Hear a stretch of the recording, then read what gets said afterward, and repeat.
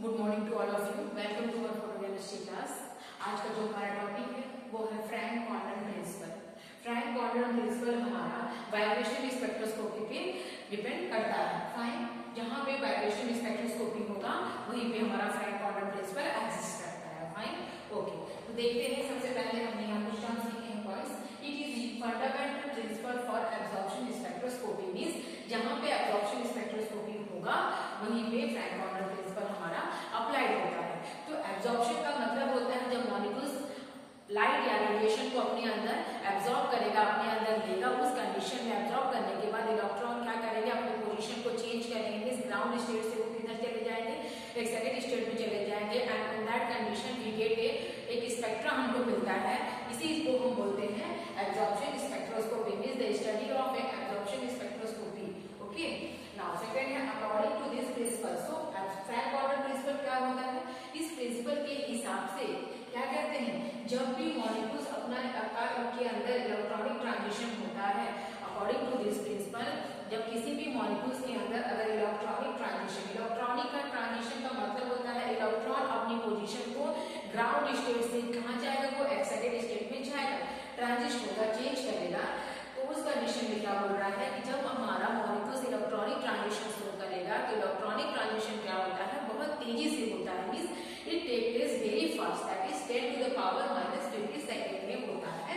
Okay, तो यहाँ पे क्या हो रहा है, लेस टाइम में, बहुत कम टाइम में क्या कहते हैं ट्रांजिशन हो रहा है। And there is no chance to move the nucleus. So timing की वजह से इलेक्ट्रॉन का ट्रांजिशन बहुत फास्ट होने की वजह से न्यूक्लियस अपनी पोजीशन को और मोमेंटम को चेंज नहीं कर पाता है। इसी प्रिंसिपल को बोलते हैं फ्रैंक कॉर्डन प्रिंसिपल। फाइन, तो according to this principle in a molecules electronic transitions is very fast, that is 10 to the power -15 second and less times, and there is no chance to move the nucleus, means position and momentum same before and after the transition। means जब nucleus का कोई changing ही नहीं होगा हमारा, means nucleus का जो position होता है और उसका जो मोमेंटम होता है, जितना हमारा ट्रांजिशन से पहले था, मतलब जितना ग्राउंड स्टेट में था और ट्रांजिशन के बाद मतलब जो एक्साइटेड स्टेट में चला गया, उस कंडीशन में दोनों पोजीशन और मोमेंटम क्या होता है, सेम रहता है, मतलब एक रहता है, कोई चेंजेस उसमें, कोई बदलाव उसमें नहीं आता है।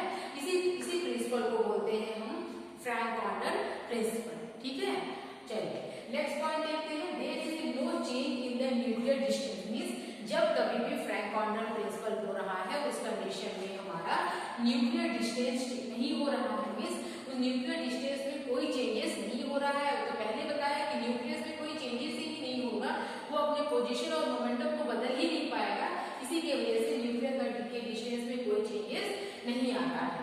ठीक है, थर्ड पार्ट देखिए, electron goes in the higher state. जब ट्रांजिशन होगा, मींस जब एटम्स हमारे क्या कहते हैं रेडिएशन को अपने अंदर लेने के बाद उसके इलेक्ट्रॉन क्या होंगे, वो एक्साइटेड होना शुरू होंगे, मींस कहाँ जाएंगे, वो हायर स्टेट में जाते हैं। ठीक है, तो ये हो गया हमारा फ्रैंक कॉर्डन प्रिंसिपल।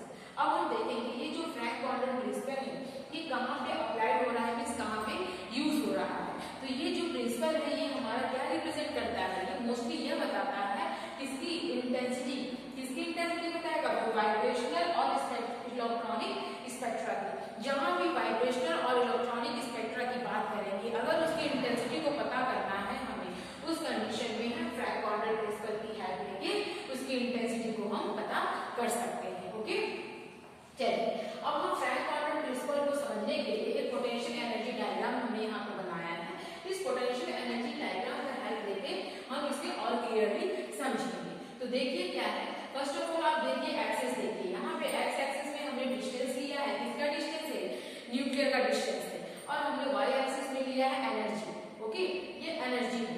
और आप यहाँ देख लो एक में डायग्राम ऐसे करके बनाया है, स्लोप टाइम दूसरा है, तो क्या रिप्रेजेंट कर रहा है, ये हमारा रिप्रेजेंट करते हैं एनर्जी लेवल्स।